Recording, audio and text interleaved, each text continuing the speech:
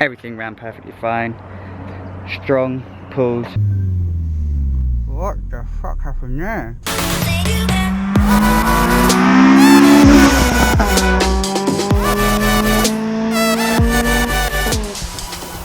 Hi guys, welcome back. So today we are going to be fitting the final mod to finally get my car on the road, and that's its new intake.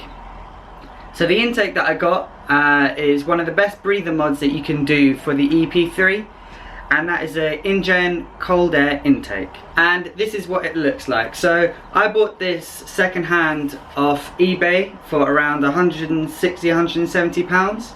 Now these things brand new are around £300, so I think I got a really good steal on this.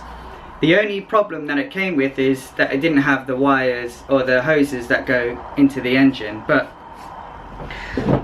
I'm going to try and get these coupled to fit here. I know one of them definitely fits, but the big one doesn't, so I'll have to find a way to do that. And yeah, so this alongside the RBC should give the car around 30 extra brake horsepower once it's been remapped. So if you were going to buy this brand new, you would get everything that you see here. You'd get the hoses, and then you also get this kind of like cap that you put on for dust. Now there are some downsides to using this, and that is it's going down into the wheel well. So if you get any water in it, it's obviously going to send water straight into the engine, but you just have to worry about puddles. But yeah, so I'm not 100% sure how easy this is going to be. I've seen a couple of people on YouTube do it, and it seems to be relatively easy. But yeah, let's try and get to it. So once you've got the bonnet open, what we need to do is jack up the car on the passenger side, as the intake will be going behind this bumper right here. So crack the nuts, lift it up and take the wheel off, and we can have a look from there.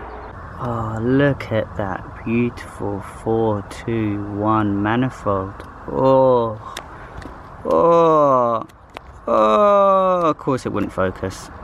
Right, so I've got the wheel off now, and this behind here I think is where it's going to sit. It's going to either be behind here and it's going to come through here, I think. I'm not 100% sure, but the only thing that this is held on by is, I think it's a 10mm up there. I think it's 10mm up there, and then there's just these clips that you have to take off. Now try and be very careful with these clips, because they're about 14 years old and they snap very easily because they've had water splashed up against them as well. So try and take your time with them and save as many as possible.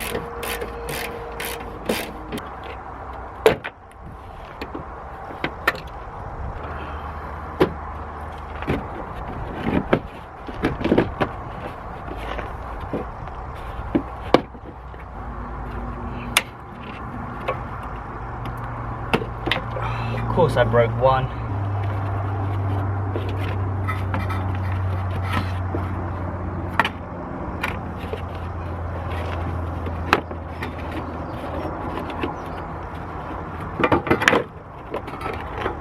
So I've got the mudguard off, or the rear well lining.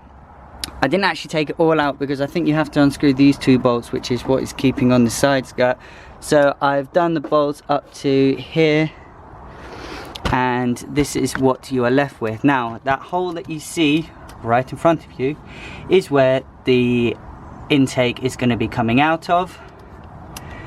That is the bolt that the clip is going to be holding itself onto, and it's going to sit right here. So I'm not sure if I have to take the battery out for this. It probably would be a lot easier if I did. So let's tackle it from the top and see what's happening. But before we go anywhere, we have to be putting on its little hood. Injen. Ooh. So it should just fit around the top, and the guy that I bought this filter off, well, I had a look at the filter and it did look quite clean, so I've got no problems with that. I think what I'll do is I'll tighten up this Jubilee clip first, so I don't have to be trying to do it once it's actually in the rear wheel, in the wheel well. So yeah, I'm going to tighten this up and I'm going to try and tackle it. So I found that it's actually quite difficult to get down there with the battery on, so I've taken the two terminals off. I'm going to take the battery stay off, take the battery out, get all the housing out so I can actually access it, and it's going to give me more room anyway to maneuver this intake around. So It's just taking off that bolt, that unclips, and then you can pull the battery out. So I've just taken the clip off, and I think this should just pull out. Oh my days, that is wham. And that should come out as well. Look at all that weight reduction right there. So as you can see, now that the battery's out, we've got a lot more room. So I'm kind of getting there. It's not actually that bad so far. Cross my fingers that I won't actually run into many problems fitting this. But the only problem that I did run into was that wire that I did put electrical tape around. It's hooked up to here, and the only thing that's stopping this from fully coming up was that pipe was catching on it. So there's a little clip on it like that. You just pull it up and it slides out, and then you can kind of pull it around it, and then you should kind of pull it up. Luckily, because it's actually very close to the car, or you're actually very close to the well here, you can kind of use your left hand to pull it up, and then you can use your right hand to just kind of like push it in the right way. Another good thing is you know when it's in roughly the right place when this will line up here. So I've taken the old silicone pipe that was on here off, but I can't actually fit it in between here to get it onto the throttle body, so I have to loosen that bolt up again and put the silicone pipe on, and then try and pair it like that.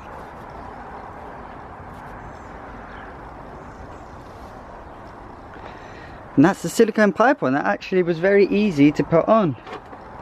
When I was doing this one, I was struggling to put it under the hose, or the coolant hose, I think that's under it. That's straight under the throttle body, but that seemed to go on fine. So I'm going to tighten down the top of it a little bit, just enough so it won't slip off, and then try and match them up again. So unfortunately there isn't that much of a great angle that I can kind of get this from because of this massive coolant pipe that's in the way, and you know, I can kind of show what I'm doing, but basically all I'm doing is just slipping this red pipe onto the silicone pipe. Or trying to. Put the silicone pipe on first, then match this up together, tie it all up, and then you've got enough wiggle room down here to move this. So I'm going to tie that up and make sure it's all tight and everything is secure. So now we're going to have the most painful part, I think, in my opinion, because I think I've got the wrong sizes, is putting all these holes in. So the first thing you need to do is, that one is for this electrical socket here that was on the previous one. What you have to do is take the one out of your old intake. If you have an old, well, you will have an old intake. Take the old one out and put it to that one. I'll show you what I mean. So it's this little grommet here. There you go, it's just a matter of pull and twist. I'm just gonna plug it in there. And then you get your clip. You just put it around it like that, and then you can just tuck that under there.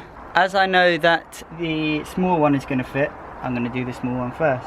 So I don't know if you can see it's that far away, but it's just this pipe here, and there is no clips for it, so that can just pull out. Look at that, my dad coming in clutch again with the small Jubilee clips.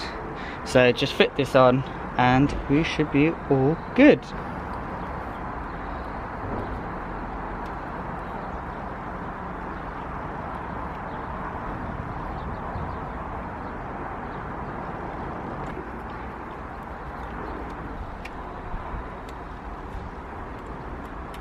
So I posted up a picture just of that, and I said, what intake will I have, or will I put on it? And there is a guy called Muri Hassan, I think. He's the first guy to like it and commented saying was going to be the Takura intake. Now that would be a good guess, because everything I buy is basically from Takura, but you were wrong. This actually has better gains, but the Grump intake or the Takura intake does make the car sound a lot better, but we're going for power, not for sound. So unfortunately I'm just going to have to leave it there again for today. What I'm going to do is I'm going to put everything back together, because that pipe is the only thing that's stopping me from driving this car. So I'm going to put everything back together, and then tomorrow morning I'm going to go down to the shop, the car shop, and get the correct hose. Oh, so there's a problem. There's always a problem. It wouldn't be an Unlucky Sally video without a problem. So this trim is meant to pop up there, and there's another one on the right that's meant to go from here to here, but it can't because that's in the way. So I'm gonna have to cut around it and put it back in. I don't know if I've got anything to actually cut it, but yeah. Sorry, I actually forgot to mention what I'm actually doing. So I'm just using a Stanley knife. I am doing this very dangerously. You should get something better to actually cut it with, but because it's trim, it can bend. So what I'm doing is I'm just pulling it down here and then cutting it from this side. Gives you more angle, and you can, you know, pull this as much as you want because it's actually clipped onto the other side. So yeah. Alright, so it's the next day. I'm back up in the yard and I've started cutting at the rear, on the wheel well arches, or the trim that's under that, and I've got it all to fit now, so I'll quickly show you what that is. So this is what it looks like. Luckily I've done it in such a way that you won't get any water going into this part, so obviously you won't get water into the air filter, but I'll take it apart now and show you exactly where I cut. Right, so for this one I've cut here, but you also need to take out part of this bit here and down here to make it all fit. And you already saw what I did yesterday with the other one. That comfortably sits over that. But I'm still going to put Jubilee clips on it anyway. So that's on like that. And then this one gets on like that. So now I just have to tighten them up, and then we can put the wheel on and start the car. Alright boys and girls, so we've got the car down now, wheels are on. I don't know if you can see, it's too sunny. We've got the wheels on, everything is back together. Now it's finally time to start it after a very long time. See if everything's running correctly, make sure there's no leaks or anything. But yeah, I'll put the camera on the engine so you can kind of see if it blows up, which I highly doubt it will. If it blows up, then you can see that. Cool.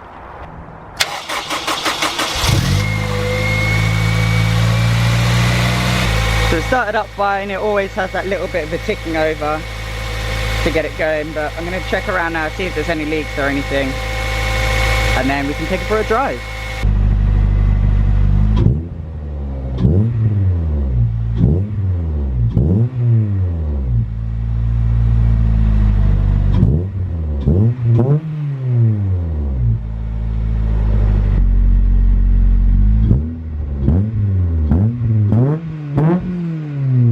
So yeah, it looks like everything's all good. I can finally close the bonnet of this engine now and finally get it out of the yard after a week today, I think, actually.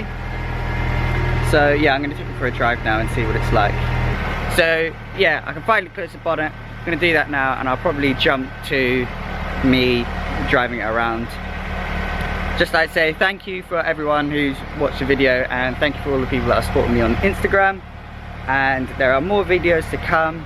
So yeah, I'll see you next time, and thanks for watching. Cut to the montage of me driving the car a bit.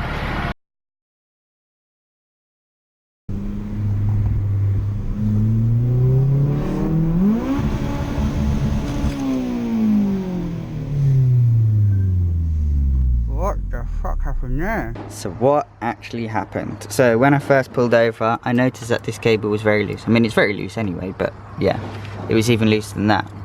And then I noticed this wire down here. So on that wire there is this plastic trim, and it lines up to it like that. And what happened is this little thing here where the screw goes got caught while the throttle body was fully open, and then it just revved up and didn't stop. So I turned the car off, took this off, and I was fine going home, but I didn't push it too hard. So I'm gonna have to try and, we'll say, cable tie it to something, but everything around it is red hot. But yeah, other than that mishap, everything ran perfectly fine. Strong pulls, everything like that. I don't really know much of a difference. It probably won't be much of a difference without a remap, and also it still pops and bangs, so that's good. Anyway, thank you for watching, and I'll see you next time.